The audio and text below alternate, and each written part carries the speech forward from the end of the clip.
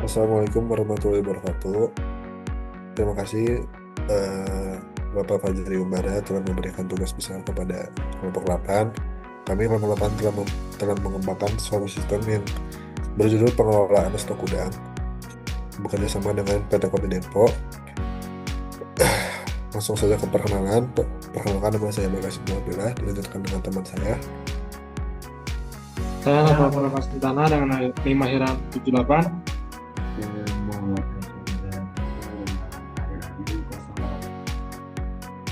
Slide selanjutnya.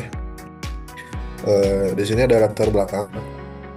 Yang pertama itu manajemen stok penting bagi kelancaran operasional dan distribusi. Yang kedua, ketidakseimbangan stok menyebabkan biaya tinggi dan kehilangan peluang pasar. Yang ketiga, Kopi Depot sendiri butuh sistem pengelolaan stok yang terstruktur dan akurat. Yang keempat, ada beberapa masalah yang mempunyai di Kopi Depot ini, yaitu pencatatan manual, keterlambatan pemesanan, dan sistem tidak terintegrasi. Lanjut slide-nya. Di sini ada rumusan masalah, ada 3, yaitu bagaimana dalam pengelolaan stok gudang saat ini di PT Kopi Depot. Yang kedua adalah apa kendala yang dihadapi dalam pengelolaan stok. Yang ketiga, bagaimana solusi untuk meningkatkan efisiensi sistem stok. Slide selanjutnya, ada tujuan penelitian. Ini memiliki 3 poin. Yang pertama itu menganalisis sistem stok gudang PT Kopi Depot. Yang kedua, mengidentifikasi kendala pengelolaan stok. Yang ketiga, memberikan solusi untuk meningkatkan efisiensi gudang. Dan selanjutnya, ada manfaat penelitian. Manfaat bagi perusahaan sendiri, bahan evaluasi dan perbaikan sistem stoknya. Untuk peneliti, kami menggunakan itu menambah pengalaman pemahaman manajemen stok nyata. Untuk pihak lainnya mungkin menjadi referensi studi pengelolaan gudang. Dilanjutkan langsung masuk ke activity diagram. Activity diagram ini berperan sebagai supervisor. Dalam diagram cukup strategis di mana terlibat dalam proses verifikasi yang kritis, terutama dalam tahap verifikasi stok off-name dan proses audit atau review lainnya. Dan sistem ini secara otomatis melakukan sinkronisasi data dengan berbagai komponen memberikan feedback kepada pengguna melalui aplikasi dan laporan.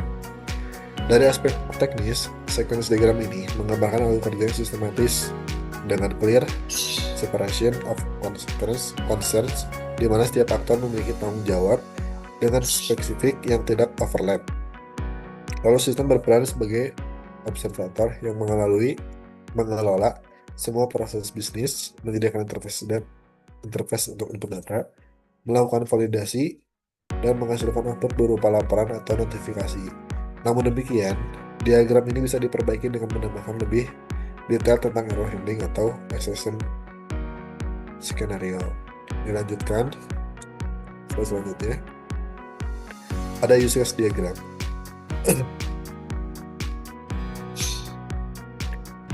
Untuk use case diagram sendiri, berdasarkan use case diagram, aplikasi manajemen gudang PT Kopi Depot ini dapat dianalisa bahwa sistem ini memiliki struktur aktor yang terdiri dari 4 entitas, yaitu ada petugas gudang, supervisor, pemilik, dan sistem petugasnya. Lalu, petugas gudang merupakan aktor dengan tanggung jawab paling luas, menangani sebelah use case dan mencakup pencatatan barang keluar dan masuk. Lalu, supervisor memiliki peran yang lebih terbatas dengan hanya 2 case, yaitu verifikasi stok, off-name, dan pencatatan atau ada penjualan di tempat uang. Selanjutnya ini ada kelas diagram.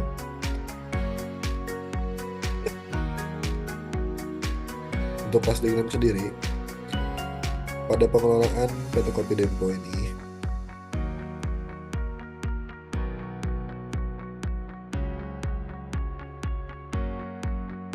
memiliki entitas atau utama dalam sistem ini terdiri dari user, barang, transaksi barang, stok on-name, hasil on-name, notifikasi, dan laporan. Entitas user ini menyimpan data pengguna seperti username, password, dan role yang terdiri dari petugas, supervisor, dan pemilik, serta memiliki fungsi login dan logout. Entitas barang digunakan untuk menyimpan informasi barang seperti ID barang, nama, kategori, dan satuan. Transaksi barang mencatat seluruh aktivitas keluar masuk barang ke dalam gudang berdasarkan jenis transaksi tersebut. Untuk memastikannya akurasi atau tidak antara data sistem dan kondisi, Real di lapangan, sistem menyediakan fitur stok opname yang memungkinkan pencatatan stok fisik secara berkala. Lanjutkan slide selanjutnya. Ada di bagian sequence diagram.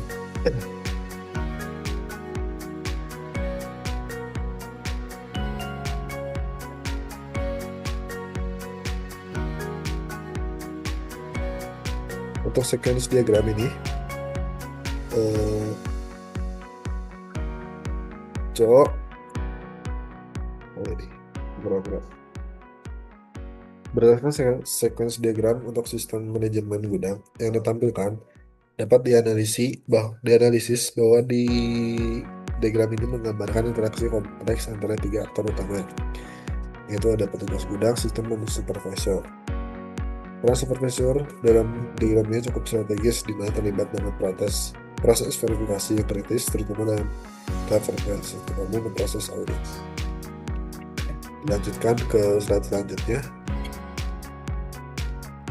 Di sini ada sequence diagram untuk bagian login sistem.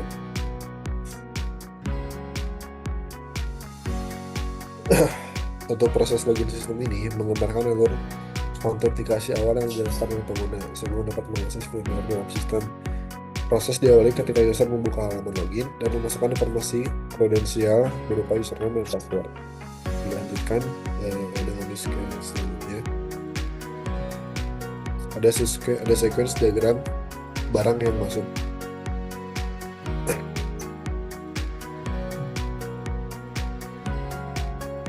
Di sini ada barang masuk. Penjelasannya yaitu petugas gudang membuka form barang masuk dan mengisi data barang seperti tanggal, kode, jumlah, dan pemasok lampiran. Lalu data dikirim ke transaksi controller lalu diproses oleh transaksi service. Transaksi service memeriksa apakah barang sudah ada melalui barang repository. Jika valid, dan transaksi disimpan melalui transaksi repository. Setelah berhasil disimpan, notification service mengirim notifikasi bahwa barang masuk tercatat. Petugas menerima notifikasi sukses. Selanjutnya, scan diagram barang yang keluar. Petugas melakukan input barang masuk. Data mengalir dari transaksi form, transaksi controller, lalu ke transaksi service. Transaksi disimpan lewat transaksi repository. Setelah berhasil, notification service memberi notifikasi ke petugas. Oke, selanjutnya sequence diagram input order yang mendadak. Pertama, yaitu petugas membuka form order mendadak dan mengisi data seperti tanggal, kode, jumlah, dan customer. Lalu data dikirim ke transaksi controller dan diproses oleh transaksi service. Lalu order disimpan melalui transaksi repository dengan status urgent. Setelah sukses, notification service mengirim notifikasi ke supervisor untuk penanganan lebih lanjut. Lalu selanjutnya petugas gudang menerima notifikasi bahwa order mendadak tercatat. Selanjutnya ada sequence diagram stok opname dan input data.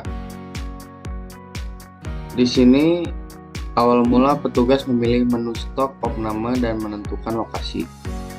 Lalu stok opname controller membuat sesi opname dan menyimpannya dengan status draft. Sistem mengembalikan session ID dan menampilkan form input fisik barang. Lalu petugas menginput item satu persatu seperti kode dan jumlah fisik yang disimpan per item oleh sistem. Setelah itu data disimpan melalui stok opname repository dan sesi opname repository. Terakhir, sistem mengembalikan tampilan untuk input berikutnya hingga semua item selesai di input. Oke, selanjutnya dilanjut dengan rekan saya. Oke, di sini ada sequence diagram proses membandingkan dan kirim opname. Jadi diagram ini berfungsi untuk menjelaskan alur interaksi saat petugas gudang membandingkan hasil stok opname dan mengirimkan untuk diverifikasi. Tujuannya memastikan sistem mendeteksi perbedaan data dan menyampaikan hasilnya secara otomatis untuk divalidasi. Oke. Dan kedua ada sequence diagram proses verifikasi oleh supervisor. Di sini diagram ini berfungsi untuk menjelaskan proses saat supervisor membuka daftar opname yang menunggu verifikasi dan memberikan keputusan. Tujuannya yaitu memberikan otorisasi supervisor atau hasil opname dan memberitahukan hasilnya kepada petugas. Oke, next. Di sini ada step diagram. Diagram ini menggambarkan transisi situs stok opname dari awal hingga akhir. Dimulai dari draft, kemudian ke input fisik. Setelah selesai input, masuk ke fase comparing untuk membandingkan hasil fisik dan sistem. Tujuannya visualisasi life cycle, status opname, dan sebagai aksi dan kemungkinan alur. Oke, ada deploy diagram. Deploy diagram ini menunjukkan arsitektur sistem fisik. Jadi pertama ada buat pengguna, termasuk dari petugas, supervisor, pemilik, untuk mengakses sistem melalui web atau browser. Lalu ada melalui internet VPN ke server. Web server mengarahkan ke application server melalui REST API. Terus ada lagi web server mengarahkan ke server aplikasi terhubung dengan database server, notification, sama service untuk push notif email. Tujuannya menjelaskan bagaimana infrastruktur sistem berjalan dan alur data mengalir secara fisik. Yang kelima ada tabel ERD. Di sini diagram ini memodelkan relasi antara entitas data utama. Tabel ERD. Diagram ini memodelkan relasi antara entitas data utama, yaitu user, stock opname, transaksi, dan setiap transaksi mencatat jenis dan status. Tujuannya menjelaskan struktur data utama dan hubungan antar tabel dalam basis data. Oke.